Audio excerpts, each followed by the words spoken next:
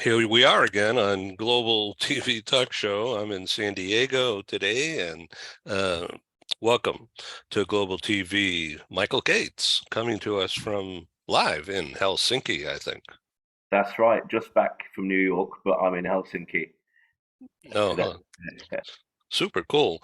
So, have you noticed a culture change of any kind in New York? Because earlier you mentioned that you hadn't been in the city since pandemic began. Yeah, to be honest, I didn't notice a big change there, but I spoke to locals who said that there has been a change from a couple of years ago when it was in mid-pandemic. It was like a ghost city apparently, Hmm. so I missed that. Um, I didn't see many people wearing masks. A few. It seemed not much different as far as behaviour, was when I was last there. So I didn't really notice a big change, but I was only there for a few days. So I haven't been in the city since 2020. Um, in fact, one of my last meetings, live meetings, before the pandemic shut me down, producing live meetings, was February 25, 2020. And I was high above Times Square inside uh, a big five accounting company producing a live meeting. It filled the room. and and then 2 days later, Feb 27, what turned out to be the final meeting was in Washington on Embassy Row. I I put on a meeting with some people from Embassy and NGOs and IGOs and some companies, and was held in the former home, now a museum, of U.S. President Woodrow Wilson Mm. from the 1920 or so. The last pandemic. No, I mean the first pandemic. Yeah. So that was it. And then the most recent live meeting was May 9, Mm. just recently in London. Wow. And HSBC was our host sponsor. I'm grateful. And we filled their meeting room on Canary Wharf inside HSBC. And then we also recorded some of it. Mm. So it was a first time in person plus virtual where we had speakers from around the world. Mm. Not too many, but a few. And so it was a great meeting. And thankfully, HSBC liked it. And they used the occasion to announce a new suite of products and services aimed for ultra high net worth. And to them, that meant top tier talent in global 500 companies. So it was like a joint venture thing, and it went really well. And pretty sure they're going to welcome us back. Know more Yeah, about it's that a later. nice office on Canary Wharf. I've been there in their office on Canary Wharf. It was a few years ago, but it was quite an impressive building and office. Yeah. Yeah, we were on the 37th floor, which is the executive, one of the executive suites, and it was inside what they call a broadcast studio, where Mm. they do where they've done teleconferences from around the world. Like Yeah, it was interesting. So there's a lot going on in the world, interculturally speaking, which has a direct impact on geopolitics, or the other way around. And so, U.S. and China and Putin and India and Japan and Taiwan and Korea, and it's crazy making stuff going on. It really seems to me, as an observer, high stakes. So a lot of this is not just politics, is how companies think, right? I'm not companies, but countries, or the leaders of the countries think. And that is the cultural thing, isn't it? absolutely, and I mean, as I've always said, culture is a very good guide to what is likely to happen. because you can look at politics, you can look at economics. You know, as we all know, economic forecasts are often wrong. Pollsters frequently get the results of elections wrong. Hmm. Uh, Culture to me is a good guide, and you know, we began talking a little bit about the COVID, which is obviously in some ways a fairly tired topic now, but it links to something which I think is very interesting, which is that uh, the cultures initially that had a really hard crackdown, very authoritarian, seemed to have been successful. And I say seemed because, you know, what are the long term effects? And we had a big thing just last week in the UK where it was revealed that in the UK there'd been a secret unit established to crack down on any dissent from the official line. So the government, UK government, was in touch with social media companies and collaborated with them to take down um, whatever they call disinformation. And I'm not arguing whether the information was correct or not, but certain information was suppressed. In fact, Elon Musk has now weighed into the situation in the UK and was, you know, really quite heavily critical of the fact that this um, collaboration and and in the UK they had a sort of Project Fear, the government, to make people so afraid of COVID that you know, they people were willing to put up with things which would have been unimaginable at one point, and to accept a lot of authority, much more acceptance of authority than has been traditional in the UK, where we've been pretty rebellious, really. Um, and if you apply this to China, I mean, of course, China had a big, um, huge crackdown on COVID and very top down.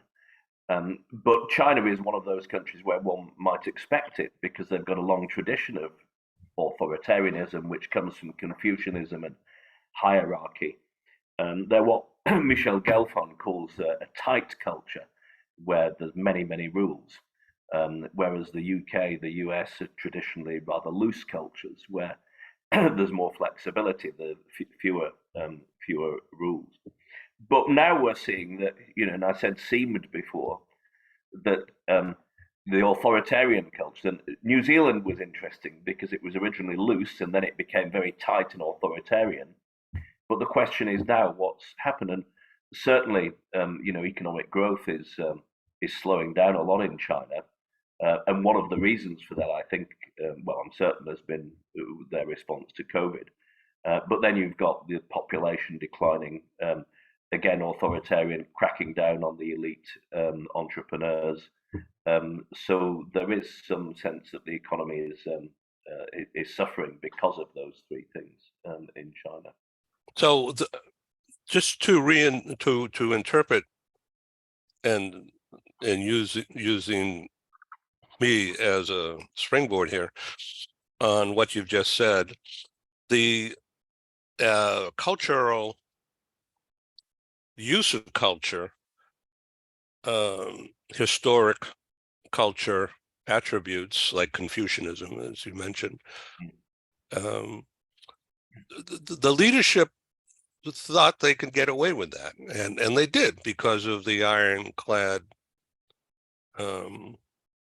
police presence when COVID was supposedly raging through the atmosphere or something. I don't know what they're afraid of. They're just breathing, the people breathing on each other or breathing out into the, rather than into your own face mask or in your apartment, where I assume they didn't have cameras looking at people. Maybe this little camera that I'm looking at right here on my computer could see me even when I didn't have it on. Quite possibly, and it's probably made in China or controlled by the Chinese. I mean, it's interesting, Confucianism, which you brought up again.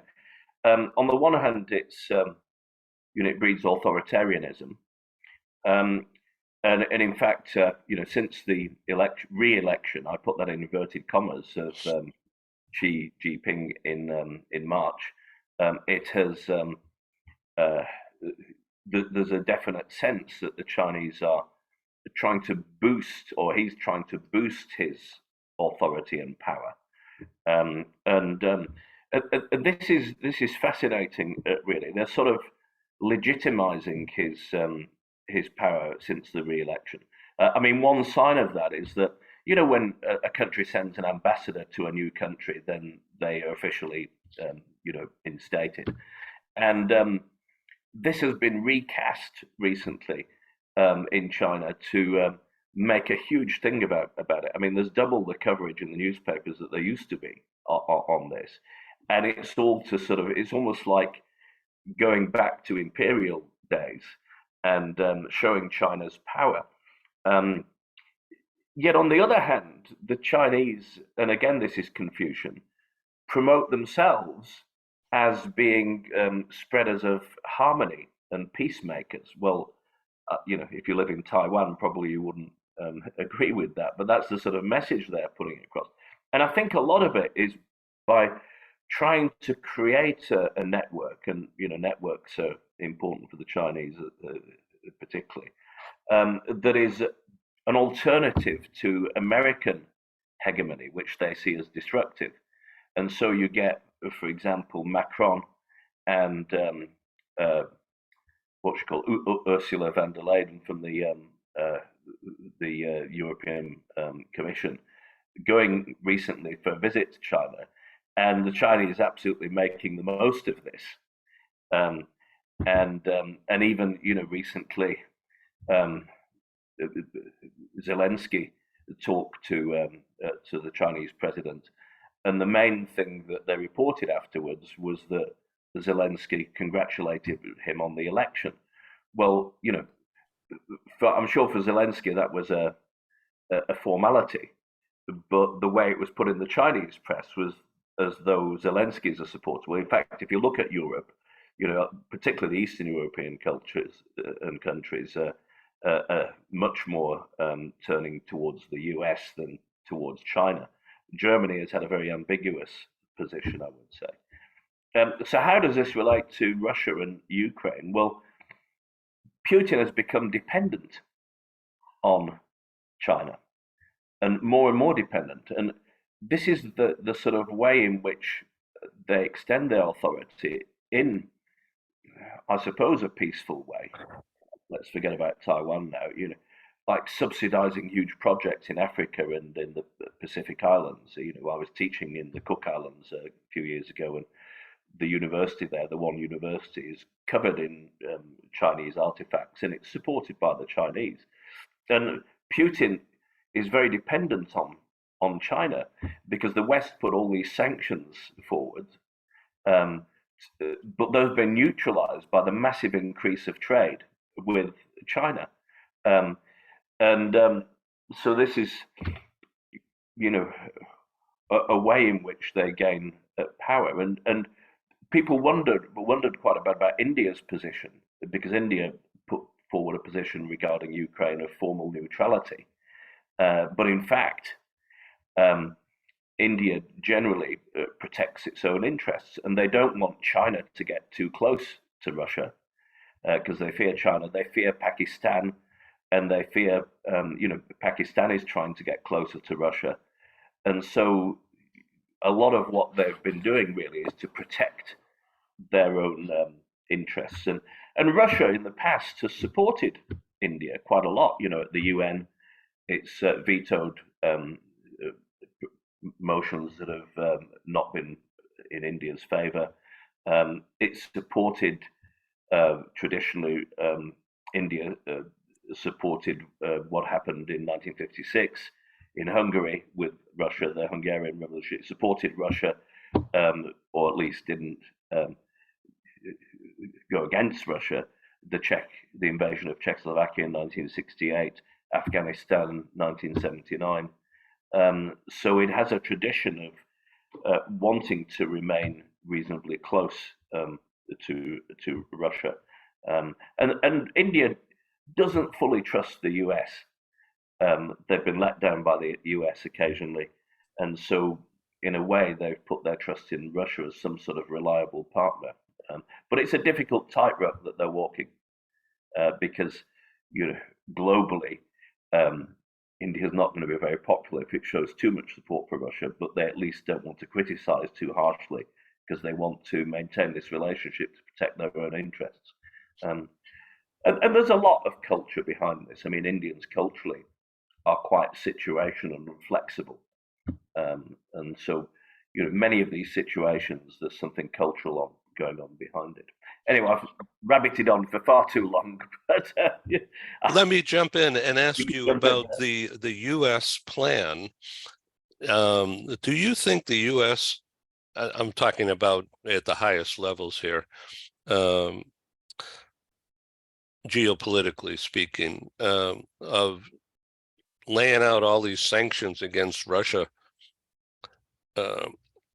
created the relationship or enabled or steered it to happen of China and Russia? Well, it probably, if it did, then I would say it's maybe an unintended consequence, because you do something and then don't realize it. Because obviously, Russia thinks, well, what we're going to do now to survive economically, well, we'll have to turn elsewhere. If we're sanctioned in the US and the UK, and what are we going to do? Well, who do we turn to? China, who's very glad, of course, to subsidize or trade with Russia because of that dependence which it's created, and India, and trade between Russia and India has grown as well. So, excuse me, China's got a huge economy, as we know, but do they operate on their own Federal Reserve kind of system where if they need to do something, they just print more money?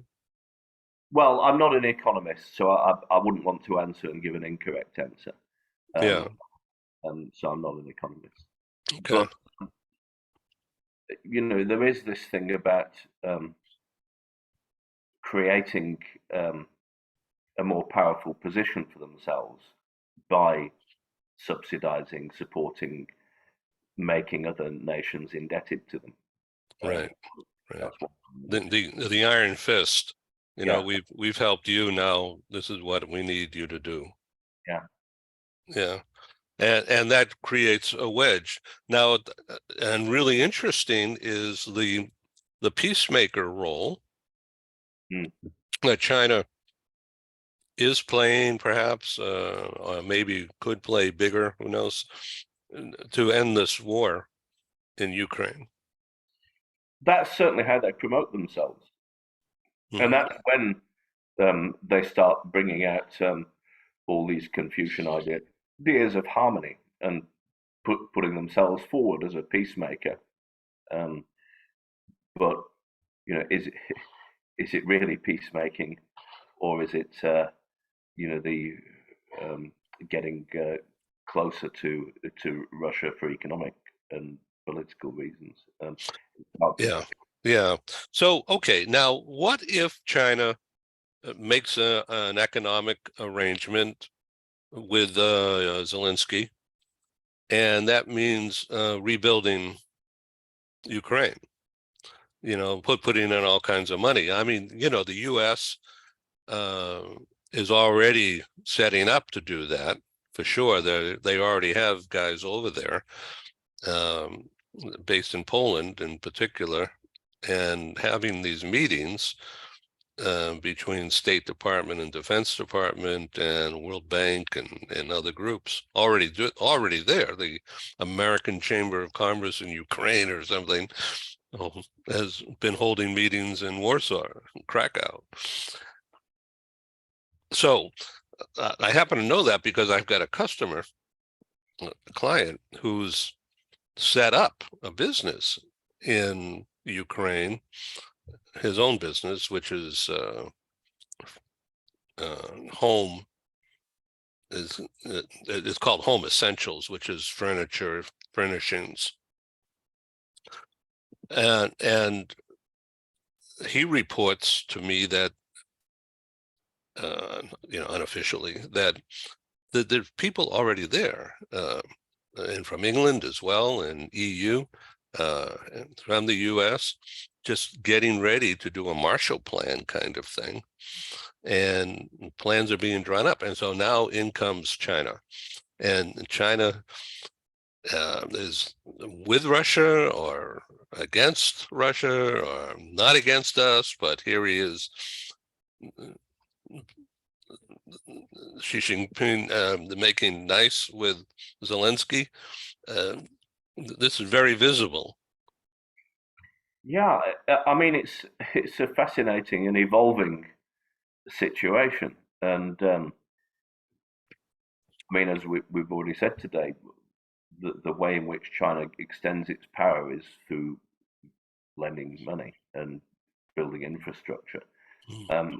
But you know, how would if it wants to maintain close ties with Russia, how would it do that? But of course, Putin is in a weak position as regards China. So you know, China does have a lot of power, and you know, the other thing that's interesting about China, and when you were talking about whether they had a Federal Reserve or not, it was going through my mind, is that I think the West in general thought that as China progressed economically and you know, began to show some semblance of capitalism, that economic growth and capitalism would go hand in hand with democracy. But in fact, it hasn't. And in fact, power and authoritarianism in many ways have increased during this time. And, you know, and the Chinese have already um, assumed a lot of power and increasing power in Hong Kong, you know, which was a financial center. Right. Um, Mm.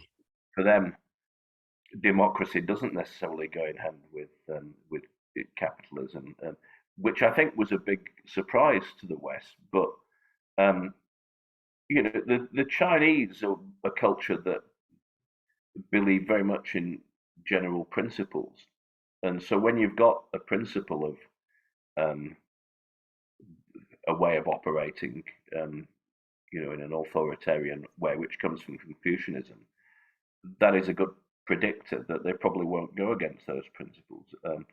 India is very different because in India, as I said, they're tactical rather than strategic, and you know, willing to change according to circumstances, which in fact makes them very successful as business leaders. You know, Indian household median income in the US is double that of the average median income. So they do very well because of this tactical way of responding quickly to changing circumstances. The Chinese aren't really like that. It's more these general principles of which inform their actions. So again, culture can you know help us predict and interpret what's going on. Do you mind if I bring in and something from off the wall a little bit? Yeah, please do. Yeah. Okay, in the U.S., within the Republican Party, and this program is not political in any way; it's business, but there is an intersection between business and politics, as we're talking about right now on a GEO basis. But within the Republican Party and the idea of autocracy or top down rather than, well, uh, I'd say democratic way, but the people who are the 35 to 45% of the Republican strength in the U.S. currently, according to all the geniuses who are commenting on that. Why do those people need or feel as if they need? This is a cultural thing now, but maybe it goes a lot deeper and probably does. Why do they feel in America that they need more powerful people, not a semi-dictator, a strong Well, ruler? I think it's usually the system becomes less democratic. And I'm talking here about the countries where it was democratic, maybe originally. Yeah, small It, d. it's fear, and demagogues, for want of a better word, exploit fear. We saw it in Europe um, in the 30s. Um, uh, we saw it with Trump's message, and again, I'm not being political at all here, but Yeah, it's just what is. to the Rust Belt, fear for their families and their jobs and everything. And there has, I think, in the US generally been, as an outside perspective, as we have had in the UK too, during COVID particularly, a a move away from democracy. Not so much internally yet, but what was interesting is that the traditionally the American mission. You ask anyone what's the American mission? It's free the world. Take democracy around the world. Of course, opponents would argue that that was just a cover for other things, connected with oil maybe, um, but it certainly was an idealistic mission for many years. When did it start fading? Well, certainly under Obama, it wasn't so much about spreading democracy around the world. And I'm not saying that Obama's not democratic, just the opposite, but not promoting democracy to other countries or trying to encourage it. Trump carried on the same message as Obama. America first is not a message of reaching out internationally and promoting democracy. Under Biden, very similar. So this role as a promoter of global democracy has faded at the same time as people within a country, within the country, are maybe looking for strong leaders because of fear. Mhm. So in the news yesterday, it showed in Turkey, some high government official spoke very, very strongly publicly of anti-American, and with respect to that big strategic air command base in southeastern Turkey on the Syrian border, which has been there forever. And NATO, of course, is Turkey's has been a strong member of NATO. What's going on there? That's I guess just local politics, but using a microphone that the world can see. Yeah, I mean it's interesting in Turkey because they just had their elections and Erdogan was Right. elected again, who is very authoritarian. I mean, I happen to know quite a lot of Turks, and the general opinion amongst educated Turks is that they can't stand Erdogan. But the people in the countryside, the rural areas, the poorer people, are very much in his favour. The position in Europe is very interesting as regards him because, on the one hand, you can see that he's the sort of leader that the EU wouldn't particularly like, but on the other hand, the EU are worried about having a leader in place who's very keen to join the EU because even though this was set in motion many years ago, um, there is opposition, and they would find it very hard, and that would put a very difficult political situation forward where Turkey wanted to join and the EU was ambivalent. Well, at least they know with Erdogan that, well, they're not going to join under him, so we're safe from this potential crisis, at least for some more years. So the Crusades, going back. Going back. I mean, this thing with religion and culture, yeah, it's not going away. I mean, it's like just part of life, right? Yeah, I mean, if you went back 20 years, probably people were thinking that religion's not that important anymore, um, globally. But, well, if we go back um, 22 years, to be more precise. But I think we're beginning to realize that actually religion is extremely important. And of course, there is a difference between a religion and extremism carried out in the name of religion. On all sides, everybody's doing it. But I mean, Putin is using religion as a sort of, what do you call it in Latin, a casus belli, a reason for war. And the Orthodox Church has come out in support of the war in Ukraine, and it's going back to these mystical and religious links to Kyiv as a means of justifying the war. Now, Kyiv has been forever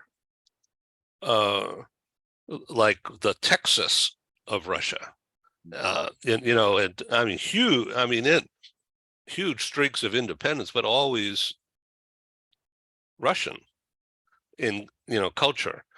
But and leaders have come from there, and huge economic resources, and highly educated people, and now he's punishing them on purpose because of. And who knows whether the U.S. instigated the whole thing 20 years ago, but for like 1989 kind of thing. But it seems that that's Putin's mindset.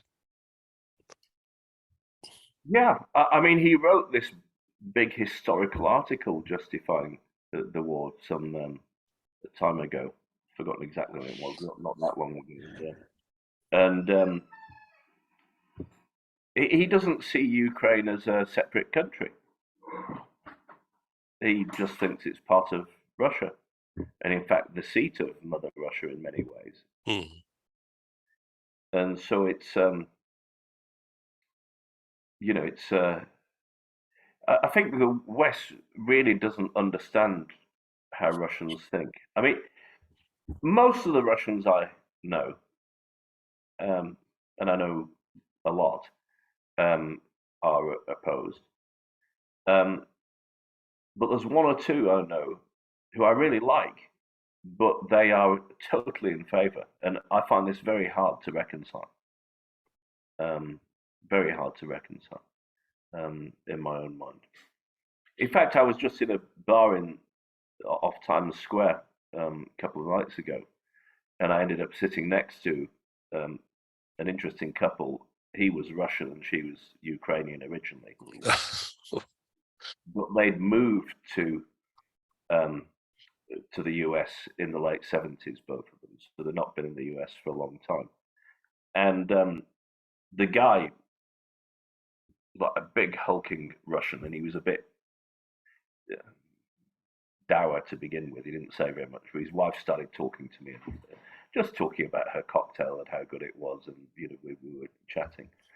And it was fascinating. They were obviously pretty wealthy, lived on Long Island, and they were just in to go to the theatre. And he, first of all, said, no one, I mean, I didn't bring up the topic of the war. We have this comedy program in the UK where one of the most famous lines is, don't mention the war. So I didn't mention the war. They brought it up, and he said, and he still had a strong Russian accent. He said, no civilized person can support this war. She spoke perfect American English, not a trace of an accent. And it was very interesting because she said, but the fact that Ukrainians are coming to the US and they're getting lots of financial support and help with accommodation, everything, when you've got poor Americans, she said, I'd put the Americans first. And she really surprised me because she was Ukrainian. She's looking for peace in the family, perhaps. Probably, yeah. I mean, their first thing when when they spoke about their nationalities, she said, I'm a Ukrainian and he's Russian, And she said, "So we're at war." But,